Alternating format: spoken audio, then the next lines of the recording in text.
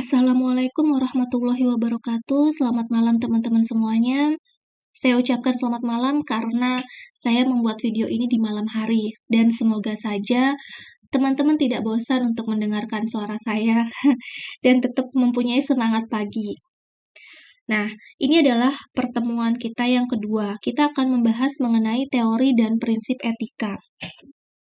Di pertemuan sebelumnya, saya membahas mengenai bahwa etika itu merupakan suatu ilmu. Nah, etika sebagai suatu ilmu tentunya memiliki teori-teori, ya kan? Teori etika menjelaskan tentang prinsip-prinsip yang memberikan alasan pembenaran mengapa suatu tindakan itu dianggap beretika. Nah, teori etika dikelompokkan menjadi beberapa teori, yaitu teori etika berbudi luhur, teori etika untuk perbuatan yang lebih baik, serta teori etika universal. Namun, teman-teman, secara umum teori etika dapat dibagi menjadi dua, yaitu teori dan prinsip etika deontologi dan teori dan prinsip etika teleologi. Nah, seperti ini ya, teman-teman. Jadi, pada awalnya adalah teori etika itu dibagi menjadi dua, yaitu teori dan prinsip deontologi, kemudian teori dan prinsip teleologi. Nah, kedua kelompok etika itu memberikan pembenaran atas suatu tindakan yang dianggap beretika. Dari kedua teori tersebut muncul teori-teori dan prinsip-prinsip etika selanjutnya, yaitu teori dan prinsip etika egoisme, serta teori dan prinsip etika utilitarianisme. Juga teori dan prinsip etika virtual atau kebijakan. Gitu, teman-teman. Selanjutnya, teman-teman, kita akan membahas mengenai teori dan prinsip deontologi. Deontologi ini berasal dari kata Yunani yaitu deon dan logos. Deon mempunyai arti kewajiban, sedangkan logos berarti ilmu atau kajian. Ya. Nah, menurut teori deontologi, suatu perbuatan baik atau suatu perbuatan dikatakan baik bukan karena perbuatan tersebut membawa atau mendatangkan sesuatu yang baik, melainkan karena perbuatan itu memang baik dengan sendirinya. Jadi dengan demikian, suatu perbuatan itu buruk bukan karena perbuatan itu membawa atau disebabkan oleh sesuatu yang buruk, tetapi karena perbuatan itu memang buruk. Jadi ya, kalau menurut teori deontologi, jadi suatu perbuatan baik dikatakan baik karena memang perbuatan itu baik. Gitu. Dan kalau perbuatan itu dikatakan buruk karena memang perbuatan itu buruk, bukan disebabkan oleh sesuatu yang buruk atau bukan karena perbuatan itu membawa keburukan, tapi memang perbuatan itu memang sudah buruk, maka dikatakan buruk. Dan bukan juga karena perbuatan itu membawa kebaikan, maka dikatakan baik, tapi memang perbuatan itu sudah baik dengan sendirinya. Gitu, teman-teman. Misalnya, perbuatan menolong orang merupakan perbuatan yang baik dengan sendirinya, ya kan? Terlepas apakah perbuatan tersebut akan menyenangkan orang lain atau tidak. Tapi, jelas bahwa perbuatan menolong orang lain adalah perbuatan yang baik. Tuh. Oke, maka perbuatan mencuri ini merupakan perbuatan yang buruk, terlepas apakah perbuatan mencuri itu disebabkan karena keterpaksaan atau tidak. Ya, saya waktu pertemuan kuliah kita sudah saya jelaskan ya. Jadi, menolong orang lain itu adalah perbuatan baik, terlepas dari orang lain itu akan suka atau tidak. Ada orang yang suka atau tidak dengan perbuatan baik kita. Yang penting kita berbuat baik dan itu dikatakan baik, menurut teori deontologi. Kemudian, perbuatan buruk ketika kita mencuri, terlepas kita itu mencuri karena keterpaksaan ataupun alasan lainnya di balik semua itu, ataupun kita mencuri itu untuk dibagikan kepada orang-orang yang miskin, tetap saja perbuatan itu adalah perbuatan yang buruk. Ya. Jadi, suatu perbuatan itu baik atau buruknya bukan disebabkan karena sebab serta akibat dari perbuatan itu, melainkan karena bentuk atau jenis perbuatan itu sendiri. Jadi, menurut teori dan prinsip deontologi, suatu perbuatan itu baik atau buruk bukan disebabkan karena sebab serta akibat dari perbuatan itu, melainkan karena bentuk atau jenis perbuatan itu sendiri. Gitu ya, teman-teman. Mohon maaf, ini kok slide-nya balik ke sini ya. Oke ya. Nah, ada seorang filsuf. Dia itu mengutarakan pendapat, namanya Kant. Jadi, menurut filsuf tersebut, umat manusia itu selalu mengajukan pertanyaan-pertanyaan gitu, teman-teman. Pertanyaan-pertanyaan ya, apa yang harus dilakukan? Kemudian, pertanyaan apa yang harus saya kerjakan? Apa yang saya harus lakukan ketika saya menginginkan itu? Kemudian, apa yang harus saya lakukan atau kerjakan bila saya itu ingin mendapatkan hal yang seperti itu. Gitu. Jadi, biasanya orang kan melancarkan pertanyaan-pertanyaan. Kalau kita menginginkan sesuatu, kita akan melancarkan pertanyaan, gimana ya caranya buat dapetin itu semua. Jadi, menurut si filsuf ini, menurut Kant, umat manusia itu disebabkan oleh alasan praktis. Jadi, selalu mengajukan pertanyaan, apa yang harus dilakukan? Nah, pertanyaan ini dapat mengambil dua bentuk, teman-teman. Jadi, bentuk yang pertama, bila kita ingin memenuhi keinginan kita, maka pertanyaannya itu akan berubah menjadi, kan tadi apa yang harus dilakukan. Nah, ketika kita ingin mendapatkan keinginan kita, maka pertanyaannya akan berubah. Jadi, apa yang harus saya kerjakan kalau saya ingin memenuhi keinginan saya? Gitu. Tapi bila pertanyaan tersebut tidak tentang apa yang harus saya kerjakan bila ingin memenuhi keinginan saya, jadi kalau misalnya pertanyaan itu bukan tentang apa yang harus saya kerjakan kalau saya ingin sesuatu, jadi itu bukan tentang keinginan saya. Nah, tapi misalnya untuk apa yang harus dikerjakan atau untuk kewajiban. Jadi kan ada dua, keinginan sama kewajiban. Kalau misalnya untuk keinginan, kita akan bertanya apa yang harus saya lakukan kalau saya ingin memenuhi keinginan saya. Tapi kalau misalnya kita melakukan sesuatu itu berdasarkan kewajiban atau tugas-tugas yang melekat pada diri kita, maka kita kan akan bertanya, apa yang harus saya kerjakan? Ya, apa yang harus saya kerjakan? Hanya apa yang saya harus kerjakan, itu saja. Tidak pakai kata atau tidak pakai kata bila, seperti itu ya. Gitu, teman-teman. Nah, menurut Kant juga, semua penilaian praktis-praktis ini tuh tentang apa yang harus dikerjakan seseorang. Merupakan hal yang harus sesuai gitu, teman-teman. Harus sesuai atau berdasarkan aturan-aturan yang beredar atau ada di masyarakat. Jadi ya teman-teman, kewajiban itu ada dua, yaitu kewajiban bersyarat dan kewajiban tidak bersyarat. Jadi tadi kan manusia itu sebenarnya ada dua langkah praktis ya. Dia ketika dia menginginkan sesuatu, maka dia akan memunculkan pertanyaan apa yang harus saya lakukan kalau saya ingin mewujudkan keinginan itu. Tapi kalau kewajiban, itu pertanyaannya terputus pada apa yang harus saya lakukan, seperti itu.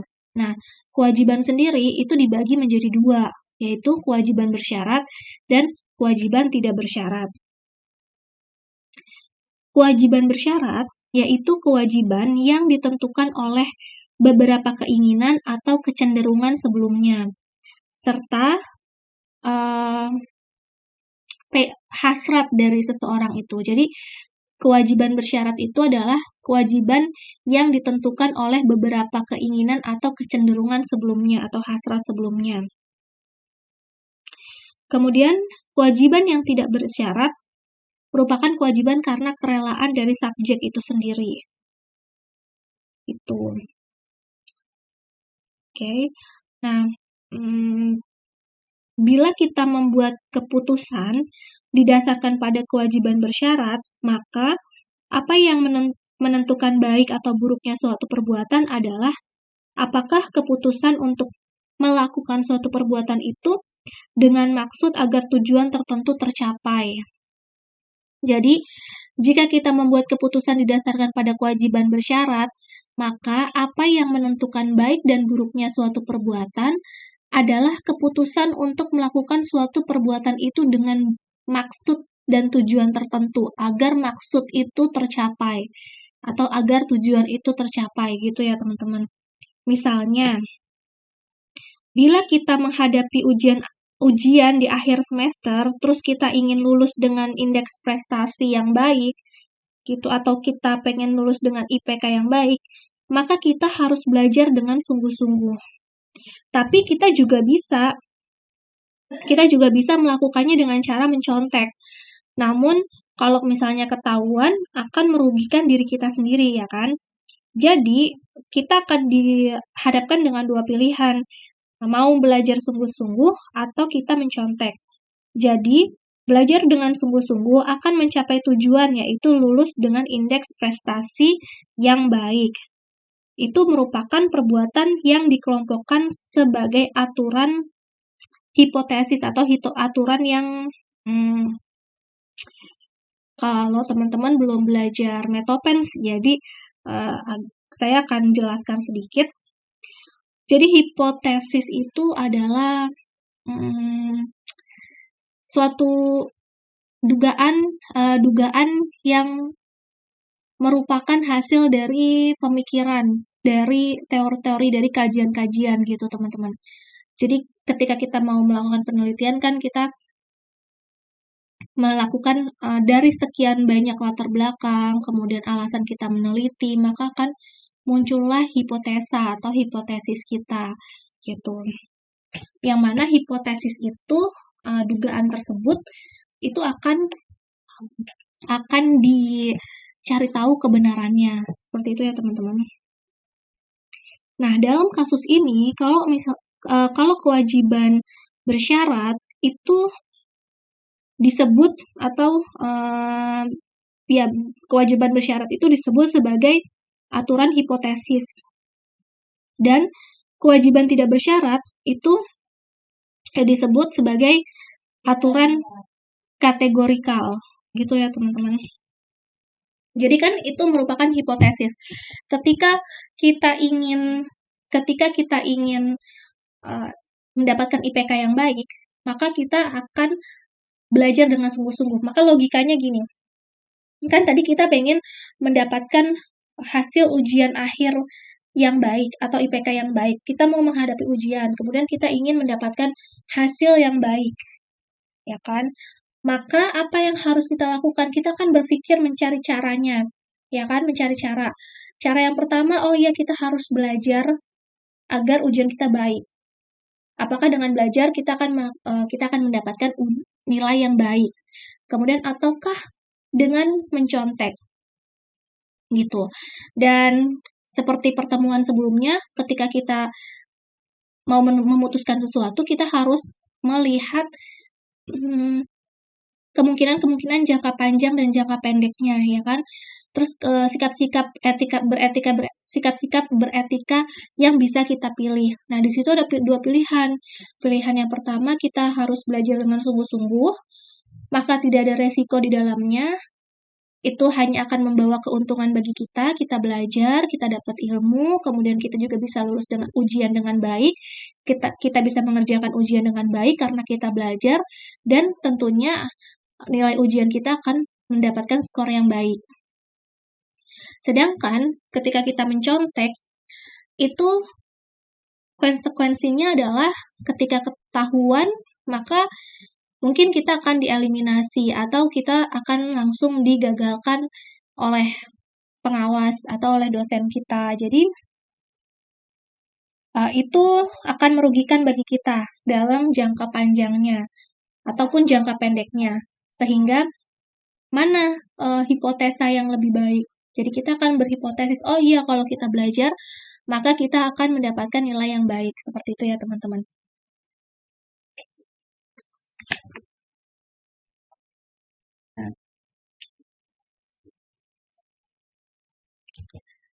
Kemudian selanjutnya teman-teman, bila seseorang mengerjakan sesuatu yang benar dalam dunia usaha misalnya ya, misalnya karena kita ingin memperbaiki kinerja bisnis kita, maka kita tidak melakukan sesuatu yang salah bila kita tidak bertindak berdasarkan motif moral. Jadi biasanya nih ya, kan dalam dunia usaha itu kalau kita mau meningkatkan atau kita mau mengerjakan sesuatu yang benar dalam dunia usaha, itu misalnya karena kita ingin memperbaiki kinerja bisnis kita, maka kita tidak melakukan sesuatu yang salah kalau kita tidak bertindak berdasarkan motif moral. Kewajiban kita untuk memperbaiki bisnis kita itu disebut sebagai aturan kategorikal atau merupakan kewajiban yang tidak bersyarat. Gitu ya. Jadi, kewajiban tidak bersyarat itu tidak memberikan arah yang jelas dalam memutuskan apa yang benar atau yang salah. Bila terdapat pertentangan dua atau lebih hukum moral di mana harus dipilih salah satu hukum moral. Gitu. Nah, sebenarnya ketika kita ingin mencapai tujuan kita tuh dapat memilih berbagai cara atau alternatif untuk mencapai tujuan kita, ya kan? Nah, kedua itu tuh arahnya tuh dua arahnya itu adalah arah yang baik dan arah yang buruk. Jadi banyak berbagai macam alternatif ya. Kita bisa mencapai tujuan kita dengan cara atau alternatif yang berbagai dengan ragam yang berbagai ragam itu. Kemudian adanya kebebasan untuk mengabaikan tujuan-tujuan atau keinginan-keinginan atau kecenderungan-kecenderungan yang akan kita yang biasanya dimiliki sama manusia, itu merupakan tindakan dengan motif yang maksudnya lebih motif moral yang lebih tinggi. Jadi gini teman-teman, kalau misalnya kita nih melakukan sesuatu, kita akan kalau kita mau melakukan sesuatu untuk mencapai tujuan kita punya alternatif cara-cara, mana cara-cara yang terbaik. Kalau misalnya kita mengabaikan tujuan-tujuan atau keinginan-keinginan kita, misalnya kita ingin membangun satu usaha yang misalnya usaha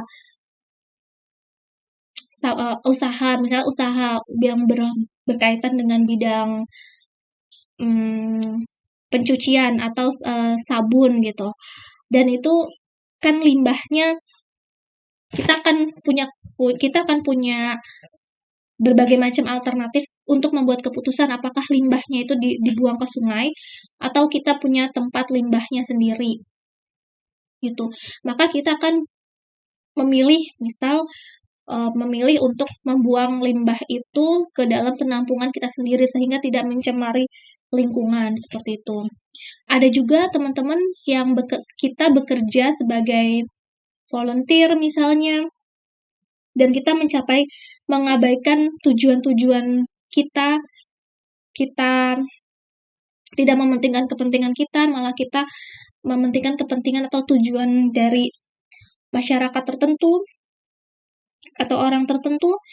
Nah, itu berarti kita bertindak dengan motif moral yang tinggi. Jadi kita punya motif moral yang tinggi untuk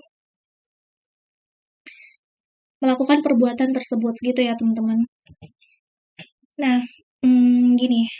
Jadi untuk kewajiban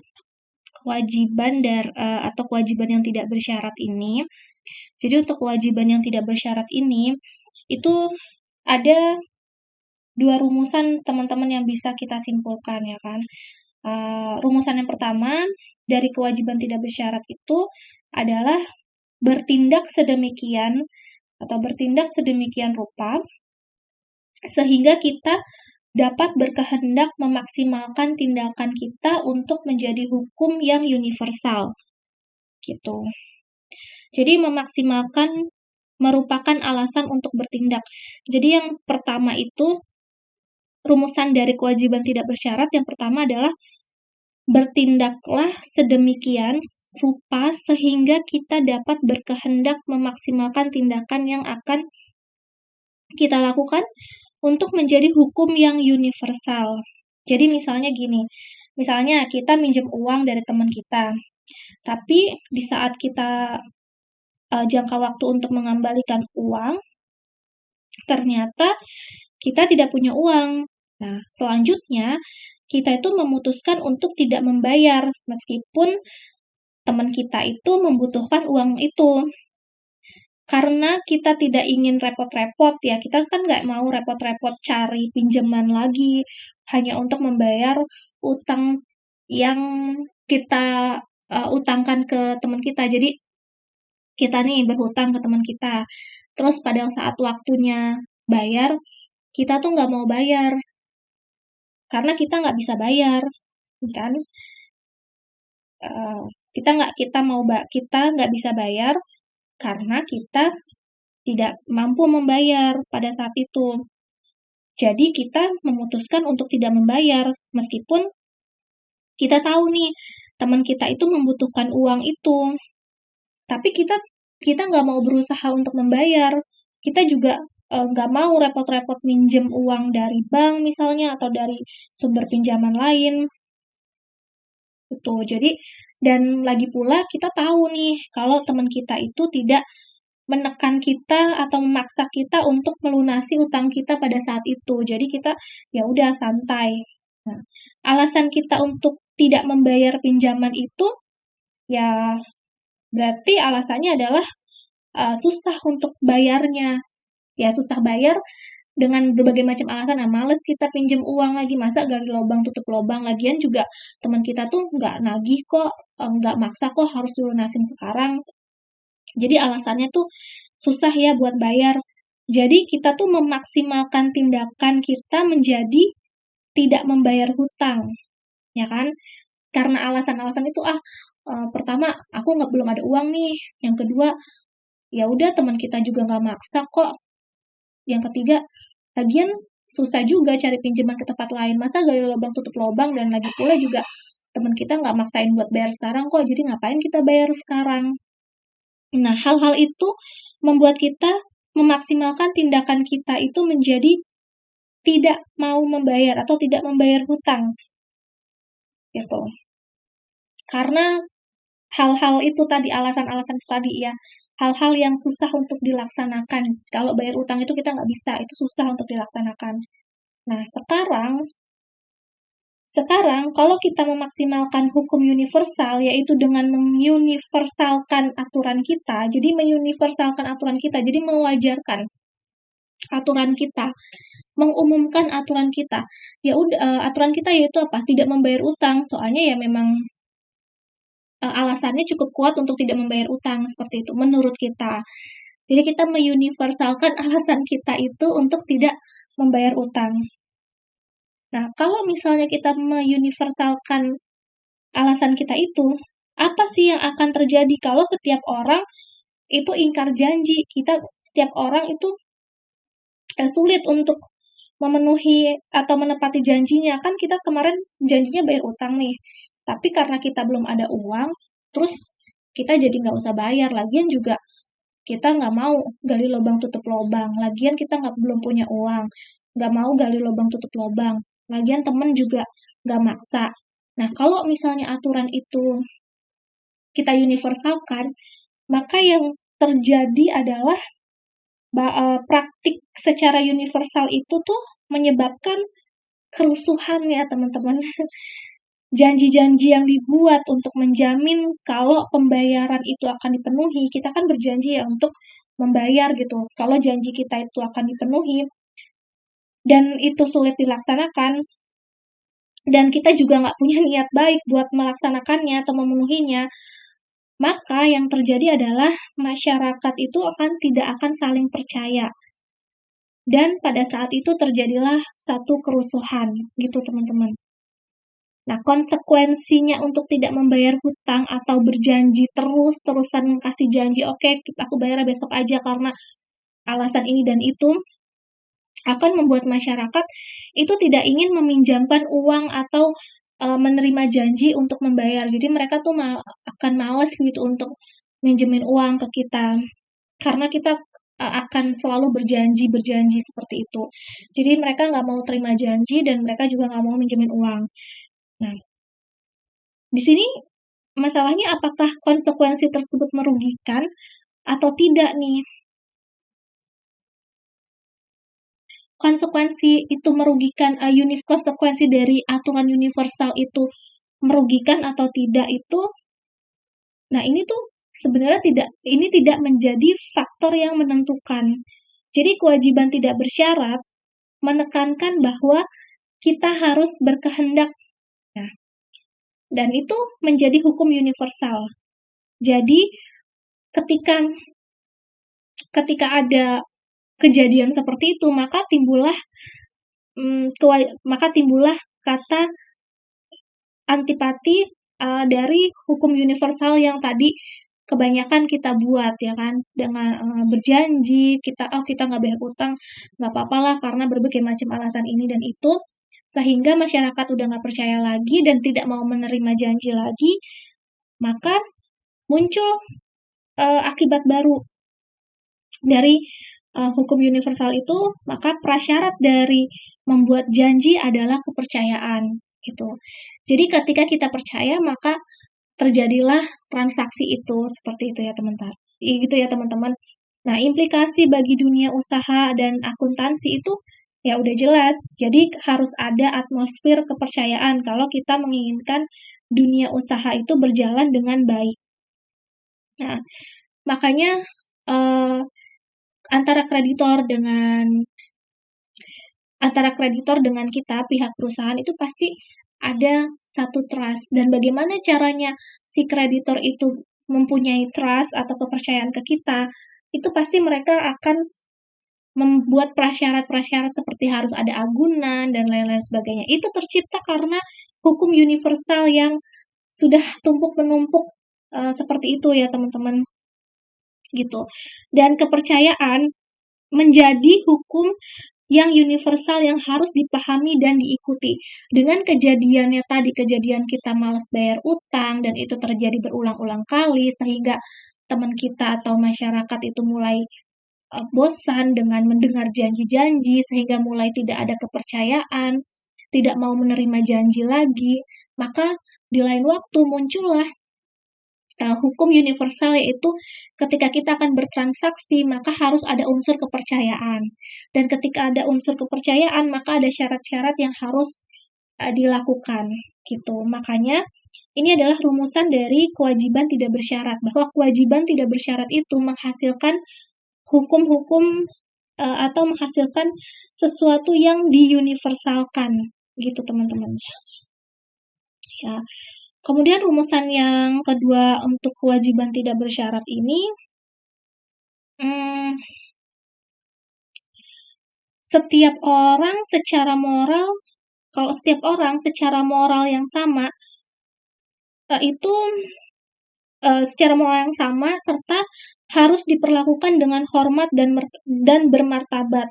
Jadi hak-hak manusia itu harus dihormati dan kita harus dan kita itu tidak harus menggunakan hanya sekedar sebagai suatu makna atau instrumen bagi pengguna untuk melakukan sesuatu hal yang dengan alasan harkat dan martabat seperti itu ya teman-teman. Jadi gini, jadi intinya kita itu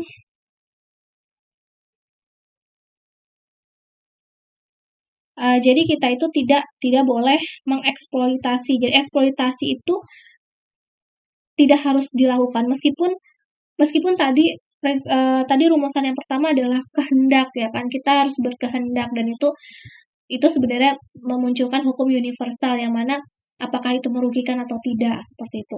Nah, ternyata di hukum kedua itu kita tidak bisa mengeksploitasi.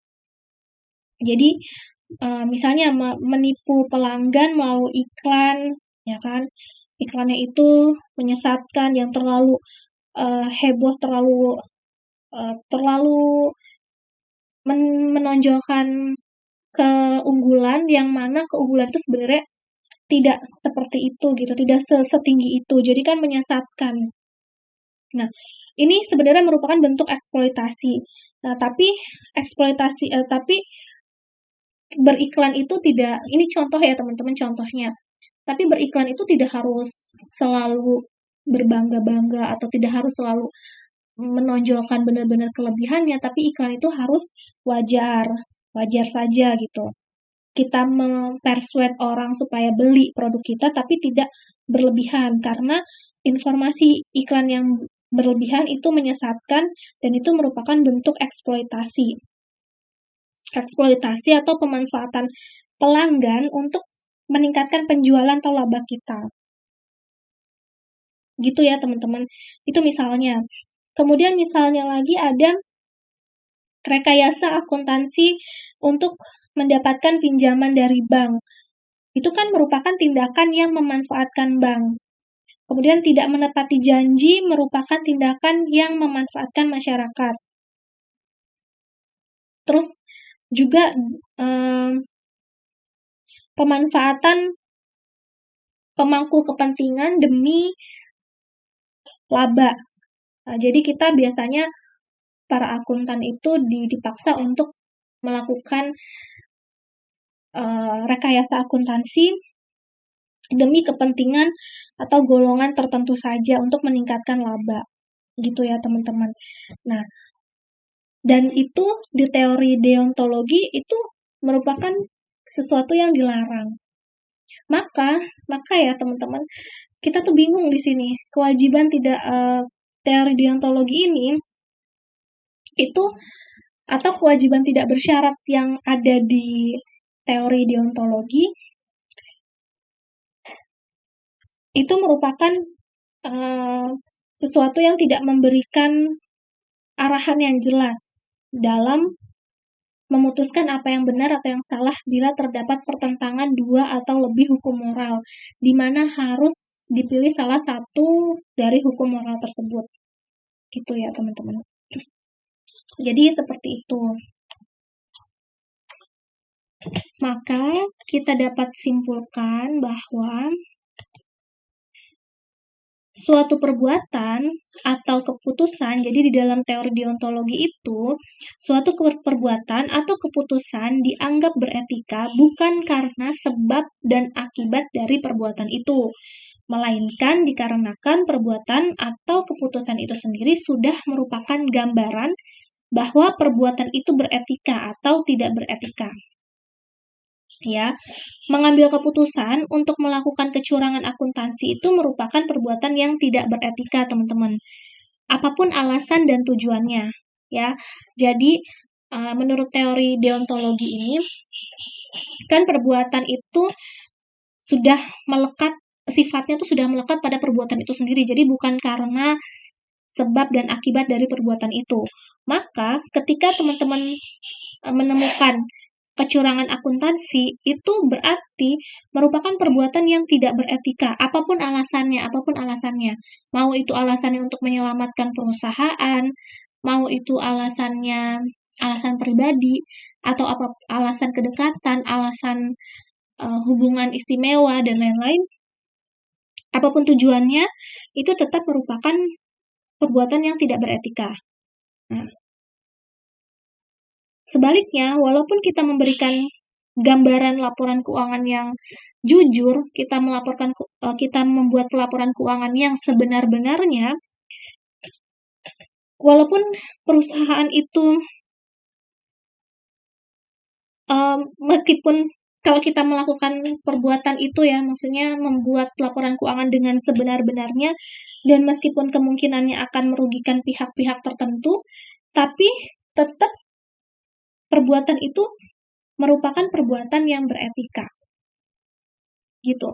Jadi, perbuatan atau keputusan harus diambil dan dilakukan atau harus diambil dan dilakukan merupakan hukum yang sifatnya universal serta memberikan dan menghormati keadilan, kejujuran, martabat serta hak-hak dari para pemangku kepentingan di dunia usaha.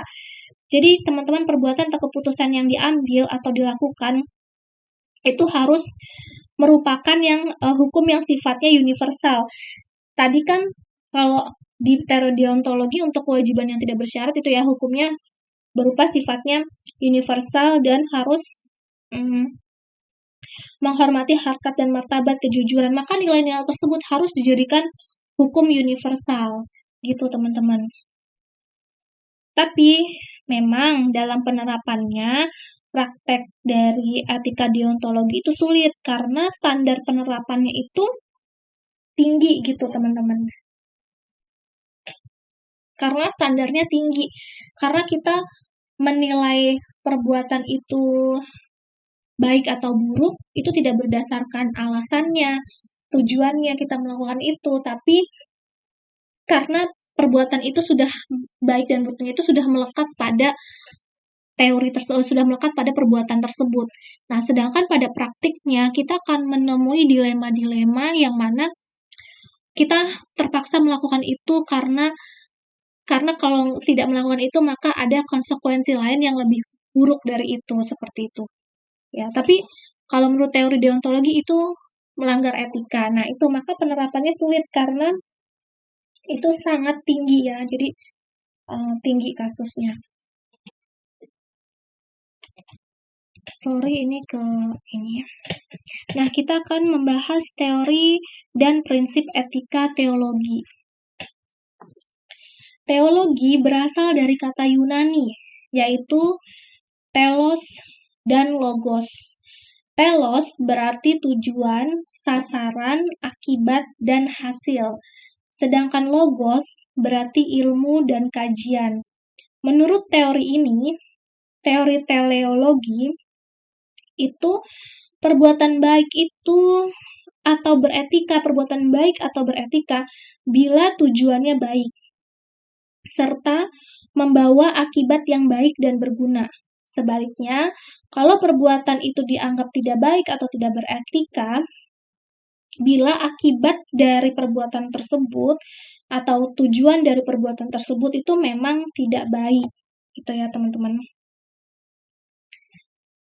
Gitu. Jadi, menurut teori teleologi, perbuatan baik atau buruk didasarkan pada akibatnya. Apakah akibatnya itu berdampak baik ataupun berdampak buruk. Jadi tergantung pada dampaknya, tujuannya, konsekuensinya. Gitu. Terus, teologi menetapkan moralitas dari suatu tindakan dan mengacu pada konsekuensi dari tindakan tersebut yang berhubungan dengan tujuan yang telah ditetapkan terlebih dahulu. Oke. Contohnya seperti ini. Investor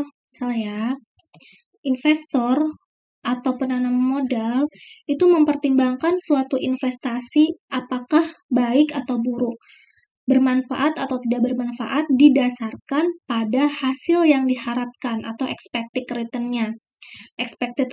Jadi jadi investor itu menganggap suatu itu baik atau buruk, bermanfaat atau tidak, bermanfaat itu didasarkan pada hasil yang diharapkannya.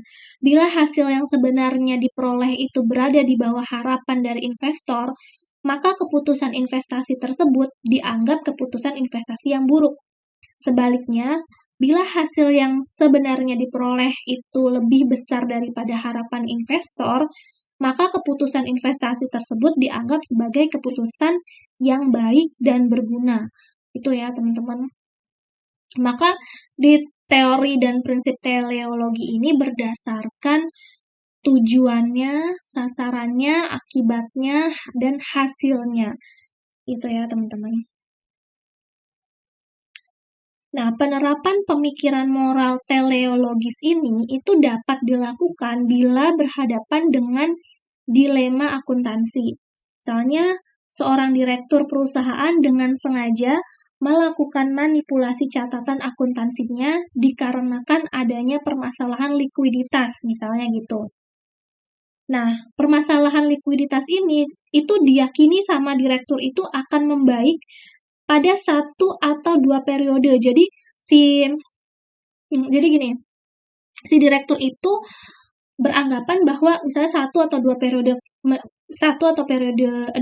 mendatang sebenarnya keadaan ini akan membaik nih, tidak akan terus turun. Maka dia akan berpikir, oh jadi nggak apa-apa ya kalau misalnya kita melakukan manipulasi catatan akuntansi, toh juga sebenarnya 1 atau 2 periode selanjutnya kondisi ini akan membaik kok, akan stabil kok, seperti itu.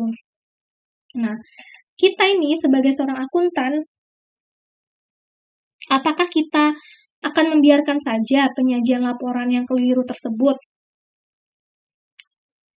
Kan, tapi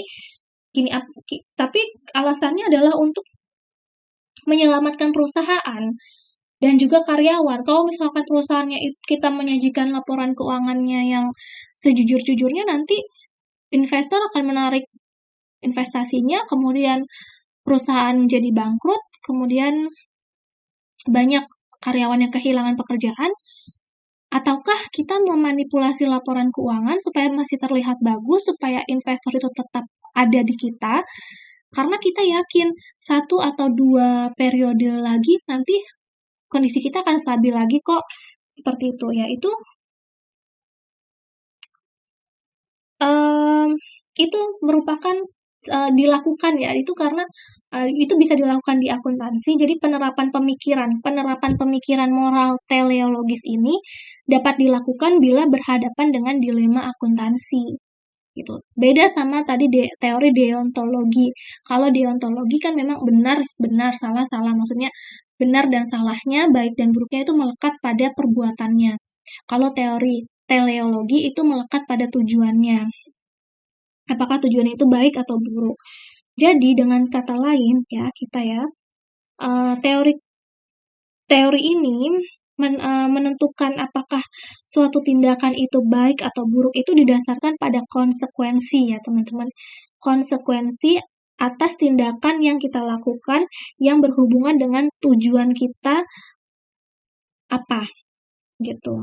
Apakah tujuan kita baik ataupun tujuan kita buruk. Contoh lainnya lagi, misalnya seorang kepala akuntansi dari satu perusahaan manufaktur ya, besar dia menghasilkan pakaian.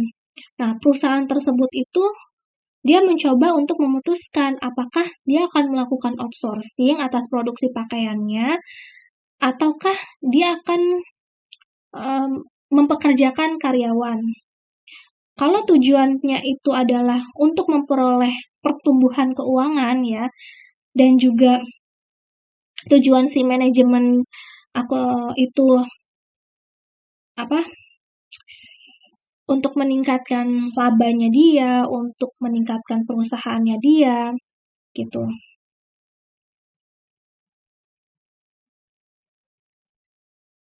Nah, maka asumsi yang umum itu menjadi dasar akuntansi keuangan dan akuntansi manajemen serta perekonomiannya. Jadi keputusan untuk outsourcing itu menjadi asumsi umum yang menjadi dasar akuntansi keuangan dan akuntansi manajemen serta perekonomiannya ya.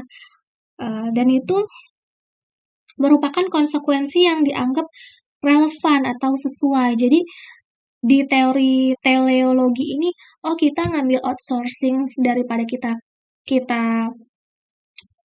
sewa pegawai itu, kalau misalnya memang harganya lebih murah outsourcing, kerjanya lebih bagus, ya kenapa kita harus mempekerjakan pegawai? Kan tujuannya kita kan untuk menaikkan pertumbuhan perekonomian kita, untuk menghasilkan laba yang lebih besar, pertumbuhan keuangan yang lebih bagus. Seperti itu ya, teman-teman.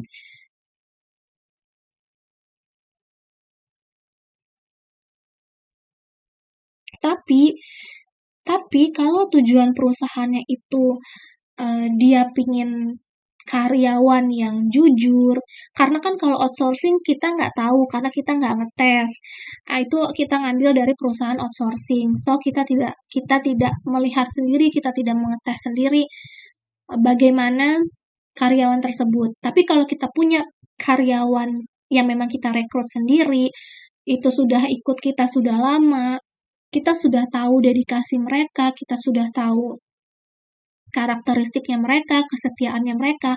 Kalau misalnya tujuannya adalah kita itu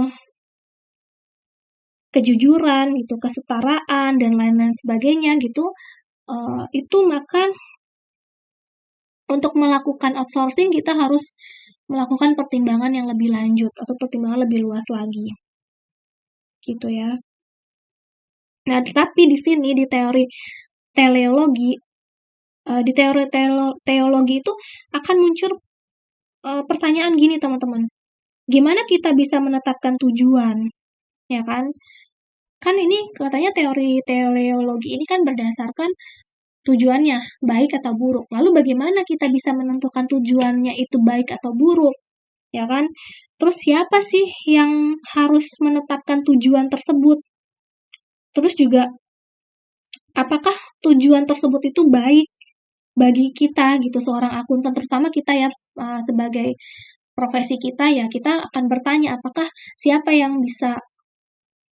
yang harus menetapkan tujuan, kemudian bagaimana kita menetapkan tujuan, terus apa tujuannya, apakah itu bisa menghasilkan hasil yang baik atau tidak, gitu ya teman-teman.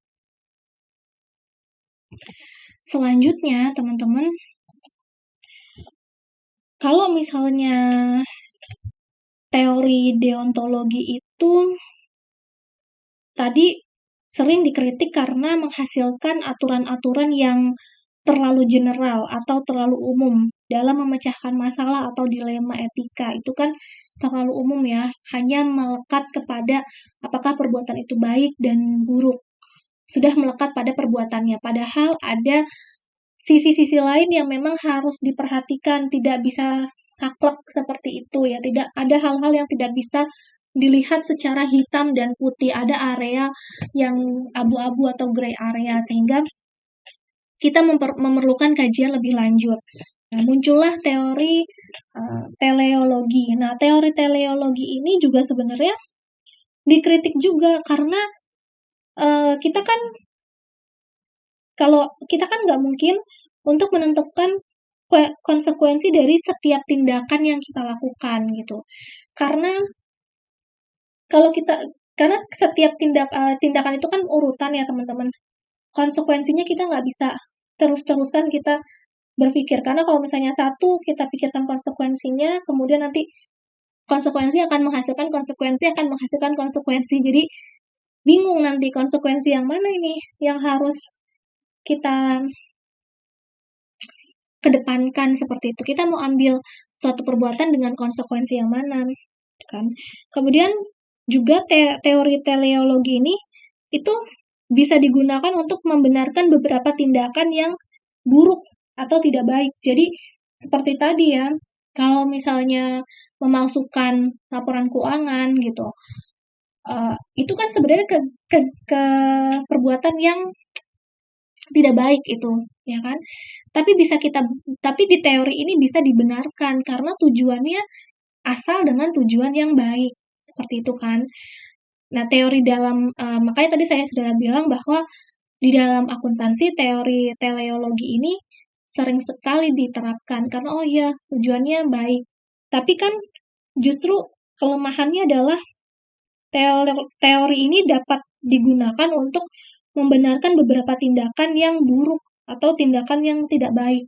Sebenarnya memalsukan laporan keuangan atau menyajikan laporan keuangan windows dressing misalnya gitu, itu tidak, tidak sesungguhnya keadaan dimanipulasi dengan tujuan untuk menyelamatkan perusahaan karena kita yakin 1 periode atau 2 periode berikutnya kondisi perusahaan itu akan stabil lagi. Nah, itu sebenarnya tindakan yang buruk. Tapi, nah that's why kenapa si teori teleologi ini bisa dikritik karena dia bisa membenarkan hal yang tidak benar gitu. Membenarkan beberapa tindakan buruk, ya kan? Gitu. Nah, dari sudut pandang untuk siapa tujuan atau konsekuensi suatu perbuatan, maka etika dan prinsip teleologi ini dibagi menjadi tadinya kan 2, deontologi sama teleologi. Maka dari teori teleologi ini dibagi menjadi 2, yaitu utilitarianisme dan teori egois etis. Gitu teman-teman. Kemudian, bila ditinjau dari tujuan atau konsekuensinya, tadi kalau yang pertama untuk siapa, ini untuk siapa, terus yang kedua, apa tujuan dan konsekuensinya, maka prinsip teleologi ini dikelompokkan menjadi teleologi hedonisme dan eudaminisme. Apa itu utilitarianisme? Utilitarianisme adalah teori dan prinsip etika yang menyatakan bahwa suatu perbuatan atau keputusan itu tidak beretika atau tidak beretika tergantung atau ditentukan oleh apakah keputusan atau tindakan tersebut membawa manfaat bagi banyak pihak atau tidak. Jadi perbuatan itu, perbuatan teori utilitarianisme itu diukurnya dari perbuatan atau keputusan itu dianggap beretika atau tidak beretika itu ditentukan dengan apakah tindakan tersebut membawa manfaat bagi banyak pihak atau tidak. Kemudian teori egoisme etis itu adalah teori dan prinsip etika yang menyatakan bahwa suatu perbuatan dan keputusan itu beretika bila memberi manfaat untuk diri pribadi serta untuk memajukan dirinya sendiri. Gitu ya. Kemudian teori hedonisme adalah teori dan prinsip etika yang menyatakan bahwa suatu keputusan atau perbuatan itu dianggap beretika bila semata-mata untuk menyenangkan atau memberikan kenikmatan kepada pelakunya atau memberikan keuntungan bagi para pelakunya. Gitu ya teman-teman. Kemudian teleologi eudaminisme. Teleologi eudaminisme adalah teori dan prinsip etika yang menyatakan bahwa suatu keputusan atau suatu perbuatan itu dianggap beretika atau tidak bila bertujuan untuk mencari dan memperoleh kebahagiaan yang hakiki. Gitu teman-teman. Nah, mari kita belajar lebih lanjut teori dan prinsip utilitarianisme. Utilitarianisme berasal dari kata utilitas yang artinya kegunaan. Jadi, keputusan atau perbuatan itu dipandang beretika bila jumlah kegunaan atau manfaat dari keputusan atau perbuatan yang diperbuat itu lebih besar daripada jumlah kegunaan dari keputusan atau pembuatan yang lainnya. Jadi, keputusan nih ya teman-teman, keputusan atau perbuatan dipandang beretika bila jumlah manfaat atau kegunaannya lebih besar daripada jumlah atau manfaat kegunaan yang lainnya. Tapi ini tidak berarti bahwa keputusan atau perbuatan yang beretika itu adalah tindakan atau keputusan yang menghasilkan kegunaan yang paling besar bagi orang yang melakukan perbuatan itu. Tapi perbuatan itu dianggap beretika bila menghasilkan kegunaan atau utilitas yang paling besar bagi semua orang yang terpengaruh oleh keputusan atau perbuatan tersebut. Jadi bukan menguntungkan, bukan banyak atau membuat atau menghasilkan keuntungan yang paling besar bagi si pelaku ya, tapi menghasilkan kegunaan atau manfaat yang paling besar bagi semua orang yang terpengaruh oleh keputusan yang kita buat itu. Gitu.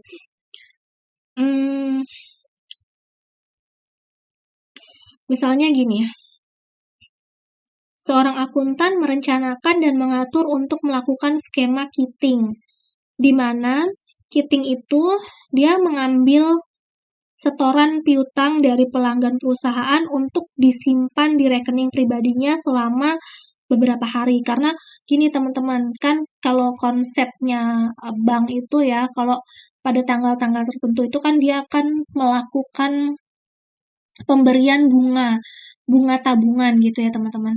Nah, pemberian bunga tabungan itu didasarkan pada saldo pada saat hari di mana atau pada saat waktu di mana si bank itu mau ambil mau kasih bunga tabungan gitu. Jadi nah itu disimpan jadi si akuntan ini memanfaatkan setoran piutang dari pelanggan perusahaannya itu dia kirim ke rekening pribadinya selama beberapa hari. Dia nunggu sampai si bank ini memberikan bunga gitu. Jadi pada saat si bank memberikan bunga, saldo di tabungannya itu banyak sehingga bunganya pun jadinya jadi banyak gitu ya teman-teman. Nah, jadi si akuntan itu kan dia memperoleh keuntungan bunga. Nah, ini tuh ini kan merupakan kepentingan dari kepentingan dirinya dia sendiri kan, bukan kepentingan banyak orang. Nah, maka jelas hal ini merupakan tindakan yang tidak beretika. Karena ini merugikan banyak orang ya. Maksudnya itu merugikan perusahaan dibandingkan dengan kebermanfaatannya bagi orang-orang di perusahaan itu. Ini kan kebermanfaatannya hanya pada diri si akuntan itu sendiri. Maka perbuatan itu dianggap tidak beretika. Nah, menurut prinsip utilitarianisme, tindakan kiting itu salah, dikarenakan tindakan tersebut adalah merugikan orang lain dan hanya memberikan manfaat kepada satu orang saja. Tuh, prinsip utilitarianisme itu memberikan penghargaan pada orang atau perusahaan yang memberikan jasa dan memberikan barang yang bermanfaat bagi masyarakat, juga tidak membahayakan gitu teman-teman. Jadi orang atau perusahaan yang melakukan aktivitas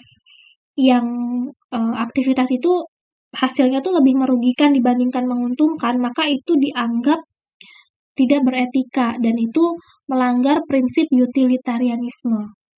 Nah, utilitarianisme itu dibagi lagi teman-teman menjadi dua, yaitu utilitarianisme tindakan dan utilitarianisme aturan. Utilitarianisme tindakan atau kita sebut sebagai utilitarianism itu merupakan teori dan prinsip etika konsekuensialisme ya, yang ditujukan untuk kebahagiaan sebagian besar masyarakat. Maksudnya gini, prinsip etika konsekuensialisme maksudnya yang artinya adalah perbuatan itu mempunyai konsekuensi yang baik atau buruk yang ditujukan untuk kebahagiaan sebagian besar masyarakat. Jadi dengan demikian, pada prinsip utilitarianisme ini, tindakan orang dianggap melakukan perbuatan yang beretika bila orang tersebut memilih dan melaksanakan sesuatu tindakan tertentu yang akan bermanfaat dan membahagiakan sebagian besar masyarakat. Itu ya teman-teman. Sebagian besar masyarakat, saya pernah bilang kalau kita tidak bisa membahagiakan seluruh masyarakat, tetapi kita harus membahagiakan sebagian besar masyarakat gitu. Kemudian utilitarianisme aturan. Utilitarianisme aturan itu biasa kita sebut rule utilitarianism. Ya. Nah, sebenarnya dalam kenyataannya utilitarianisme tindakan ini itu sulit dilaksanakan oleh seseorang kalau ingin melakukan tindakan yang beretika. Jadi emang untuk membuat suatu keputusan yang baik bagi sebagian besar masyarakat itu memang agak sulit. Seperti presiden ya, presiden itu kan dia tidak bisa memuaskan seluruh rakyat Indonesia, tapi dia berusaha yang terbaik untuk memuaskan atau membahagiakan sebagian besar masyarakat dan berusaha untuk berbuat seadil-adilnya demi kemakmuran masyarakat. Seperti itu ya teman-teman. Karena pada dasarnya untuk mengatur sekian banyak jutaan orang itu kan susah. Jadi pasti ada yang pro dan yang kontra. Tetapi yang terpenting adalah kita telah melakukan sesuatu yang kita memutuskan melakukan sesuatu yang mana kebermanfaatannya itu bermanfaat dan membahagiakan sebagian besar masyarakat. Tuh. Nah, hal itu susah untuk dilakukan. Karena sulit untuk menentukan seberapa besar dan seberapa banyak kebahagiaan yang akan diberikan oleh seseorang yang berbuat etis, kita kan tidak bisa mengukur kebahagiaan dan kebermanfaatan, ya kan? Seberapa banyak sih kebahagiaan yang akan diberikan oleh seseorang? Misalnya kita seberapa banyak kebahagiaan yang akan bisa kita berikan kepada orang lain, itu kan tidak bisa diukur karena rasa bahagia, rasa adil, rasa mendapatkan keadilan, rasa mendapatkan kebahagiaan itu berbeda tolak ukurnya dari berbagai macam orang. Contoh sederhananya saja ya, misalnya dalam satu keluarga, teman-teman punya kakak, punya adik, tuh. Terus orang tuanya teman-teman kan berusaha untuk bersikap adil dan membahagiakan seluruh anak-anaknya. Tapi adil itu bukan berarti sama rata ya teman-teman. Misalnya teman-teman dikasih uang jajan atau uang saku 5 juta per bulan gitu. Sedangkan adiknya teman-teman yang masih SMA, misalnya yang masih SMA cuma 3 juta. Adik teman-teman yang masih SD mungkin 500.000 saja per bulan gitu. Nah, itu sudah merupakan tindakan yang adil. Tapi mungkin menurut adik-adiknya teman-teman, oh nggak adil kok, kakak dikasih 5 juta, kita dikasih lebih sedikit. Itu di mata orang tua itu adil karena kebutuhannya teman-teman akan lebih banyak daripada kebutuhan adik teman-teman yang SMA ataupun SD, seperti itu. Dan itu sulit sekali diungkapkan ya, maksudnya sulit untuk diukur kebahagiaannya seperti apa. Jadi, muncul lagi teori dan prinsip utilitarianisme aturan.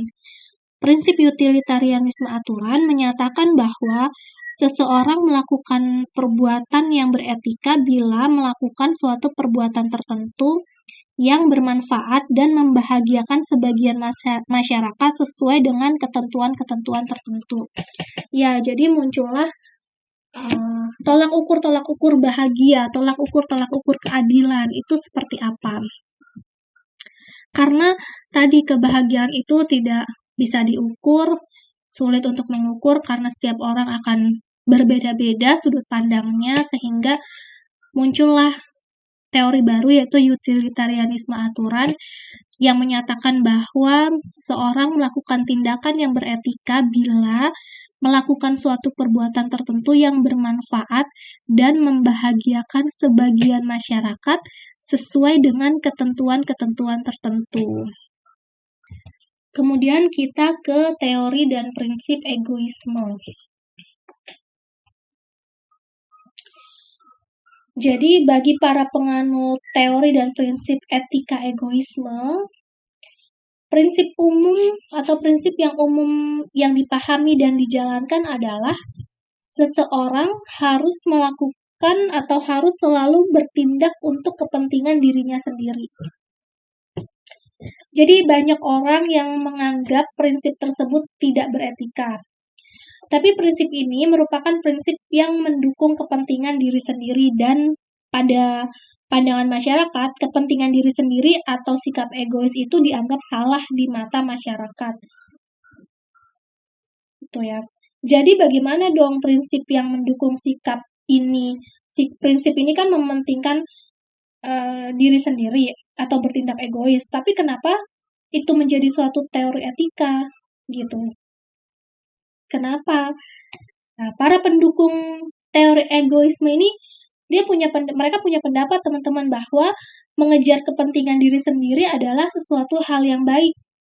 Hal ini karena sikap egois adalah untuk melindungi kepentingan diri sendiri, seperti itu. Misalnya, seorang mahasiswa akuntansi ya, kita nih sedang melakukan ujian akhir semester. Nah, kita mempersiapkan diri dengan sungguh-sungguh agar prestasi kita tuh nilainya baik. Tapi teman kita yang juga ikutan ujian sama kita gitu, itu dia tidak belajar, hanya main saja kerjaannya. Jadi pada saat melaksanakan ujian, teman kita itu minta diberitahu jawaban soal ujiannya itu ke kita. Gitu. Tapi kita tuh tidak mau memberikan soal ujian itu, maksudnya kita tidak mau memberitahukan jawabannya ke dia gitu. Nah, sedangkan teman kita itu memaksa untuk kita supaya kasih tahu jawabannya. Tapi kita bisa menolak untuk melakukan hal itu ya. Kita tidak mau melakukan itu semua. Kita tidak mau memberitahukan jawaban kepada teman kita itu. Karena kita berpendapat bahwa itu adalah hak kita untuk tidak mau memberitahu. Karena kan kita mikirnya kita sama-sama punya kesempatan belajar yang sama. Nah, terus kenapa kita belajar dia nggak belajar gitu? Kenapa dia enak aja gitu minta jawaban kita?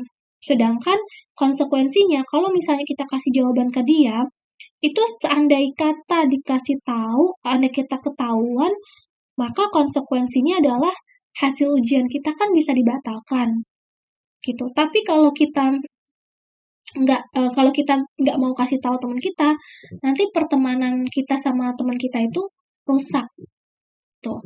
Ya, kita lebih memilih mementingkan diri kita sendiri dong. Lebih baik pertemanan kita itu rusak daripada hasil ujian kita yang dibatalkan karena teman yang memaksa untuk memberikan contekan itu merupakan teman yang tidak baik.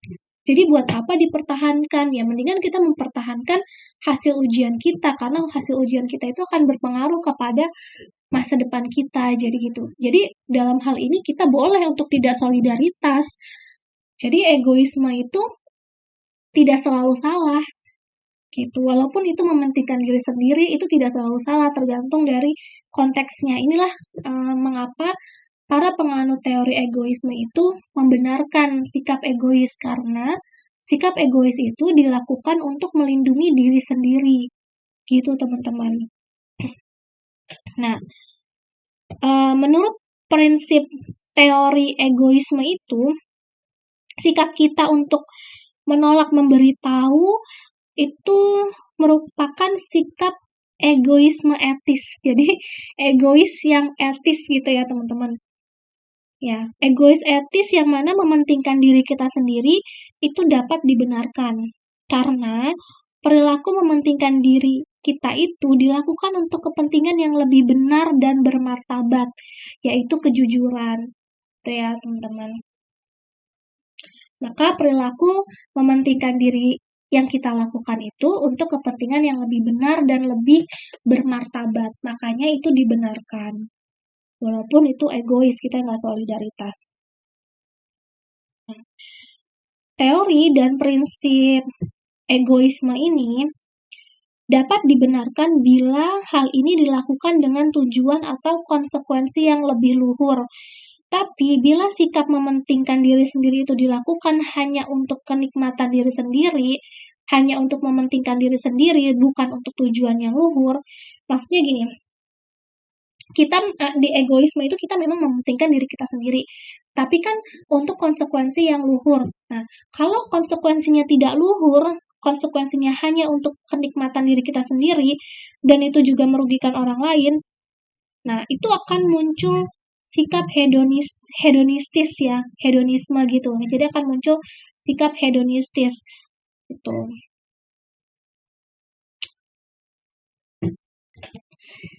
Nah, lalu apa saja sikap-sikap egois yang tidak dibenarkan? Jadi ada aktivitas sifat egois yang tidak dibenarkan ya, yang hanya mementingkan diri kita sendiri. Maksudnya mementingkan diri kita sendiri tapi konsekuensinya itu tidak luhur. Yang pertama itu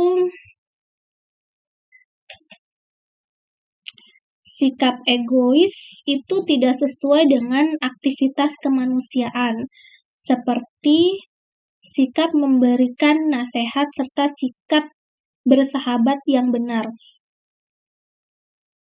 Jadi gini, bagi akuntan publik, bila dia tidak mempunyai waktu yang cukup untuk memberikan layanan atau jasa dengan baik, maka dia harus memberikan rekomendasi kepada akuntan publik yang lain dengan konsekuensi kehilangan pendapatan.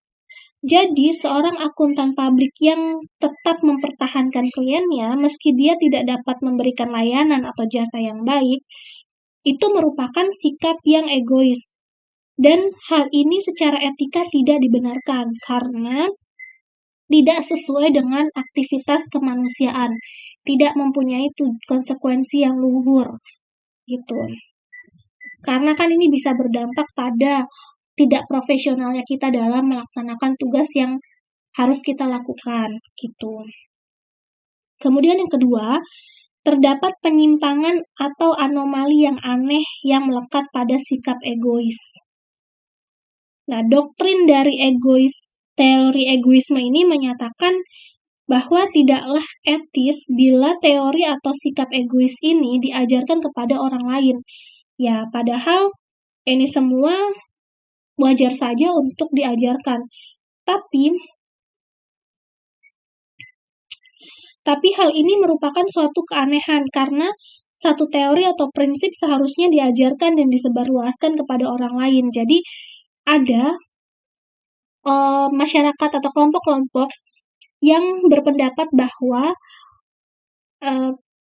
teori egoisme ini merupakan sesuatu yang menyimpang, yang aneh, yang tidak boleh diajarkan. Padahal teori ini adalah teori, jadi harus diajarkan teori ini, harus disampaikan.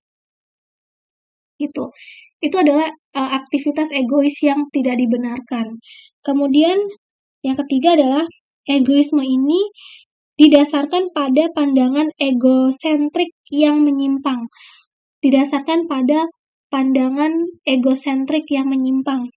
Pandangan egoisme ini tuh beranggapan kalau seseorang itu menjadi pusat dari keuniversalan. Jadi kalau dikaitkan dengan kode etik akuntan, bahwa akuntan itu kan harus mempertahankan objektivitasnya, maka sikap egosentrik ini itu nggak benar teman-teman, itu nggak tepat gitu ya. Jadi egoisme itu kalau misalkan egoisme itu didasarkan pada pandangan egosentrik dan itu egosentrik yang menyimpang, maka ini tidak dibenarkan. Gitu teman-teman. Selanjutnya adalah teori dan prinsip etika virtual atau kebijakan. Teori ini mengajarkan untuk berkomitmen mencapai sesuatu yang ideal. Akan menjadi orang seperti apa aku nantinya dan bagaimana aku menjadi orang seperti itu. Jadi, tipe keutamaan apa yang harus dicari oleh seseorang untuk dikembangkan, baik seseorang itu ada dalam satu manusia atau maksudnya sebagai manusia ataupun sebagai profesional. Jadi mereka itu akan berpikir jadi tipe keutamaan apa yang harus dicari oleh seseorang untuk dikembangkan. Kemudian hidup yang baik dan bentuk kehidupan yang sejahtera merupakan suatu kehidupan di mana seseorang melakukan suatu keutamaan. Jadi,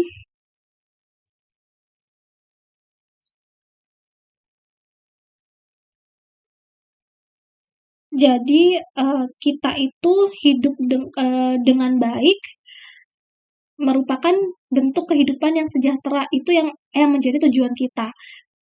Jadi, tujuan kita itu yang utama adalah, hidup yang baik itu dan bentuk kehidupan yang sejahtera itu adalah satu kehidupan di mana kita itu hidup untuk melakukan sesuatu keutamaan gitu, teman-teman.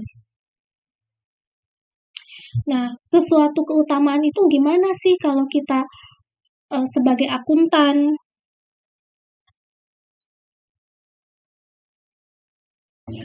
Pendekatan etis yang harus dilakukan oleh seorang akuntan dalam mengejar keutamaan dan kebajikan yaitu seorang akuntan itu harus memberikan manfaat serta tidak merugikan orang lain. Karena para akuntan itu tugas utamanya adalah melayani masyarakat atau melayani stakeholders. Jadi, dia harus mementingkan kepentingan stakeholders. Seperti pertemuan sebelumnya, saya katakan stakeholders itu ada berbagai macam-macam ya. Ada investor, ada kreditor, ada stockholder, kemudian ada pemerintah, terus ada karyawan, ada masyarakat, ada distributor, gitu. Ada pemasok, ya kan? Jadi seorang akuntan itu harus memberikan manfaat serta tidak merugikan orang lain. Kemudian seorang akuntan harus hidup secara bertanggung jawab karena mereka mempunyai komitmen terhadap orang atau masyarakat. Terus seorang akuntan harus tidak mengeksploitir orang lain. Kita tidak boleh mengeksploitasi orang lain demi kebermanfaatan diri kita sendiri. Itu ya teman-teman. Kemudian seorang akuntan harus mengembangkan keutamaan seperti integritas dan kejujuran untuk menjamin praktik-praktik kehidupan profesinya. Dalam melakukan profesi kita atau menjalankan suatu profesi kita harus mempunyai sikap integritas dan jujur. Gitu teman-teman. Itu adalah pendekatan etis yang harus dilakukan seorang akuntan dalam mengejar keutamaan dan kebajikan. Jadi, kita dapat simpulkan, ini adalah pertanyaan yang sebelumnya, di pertemuan sebelumnya ya, teman-teman, kita tidak bahas lagi. Jadi, saya simpulkan saja, sebagai suatu ilmu, etika itu memiliki berbagai teori. Nah, pada umumnya, teori yang berkaitan dengan etika profesi akuntan adalah teori dan prinsip etika deontologi, teori dan prinsip etika teleologi, teori dan prinsip etika utilitarianisme dan egoisme, serta teori dan prinsip etika virtual atau keutamaan. Dengan memahami teori dan prinsip etika sebagai suatu ilmu, maka seorang akuntan profesional akan lebih memahami makna dan penerapan dari etika profesi akuntan. Lebih dari itu ya teman-teman, pemahaman akan teori dan prinsip etika ini itu akan membuat seorang akuntan tidak keliru dalam membuat keputusan dan melakukan suatu tindakan bila mereka menghadapi dilema etika di saat melaksanakan tugas profesinya. Gitu ya teman-teman, sekian ulasan untuk pertemuan kedua kita kali ini. Semoga bermanfaat buat teman-teman. Terima kasih banyak.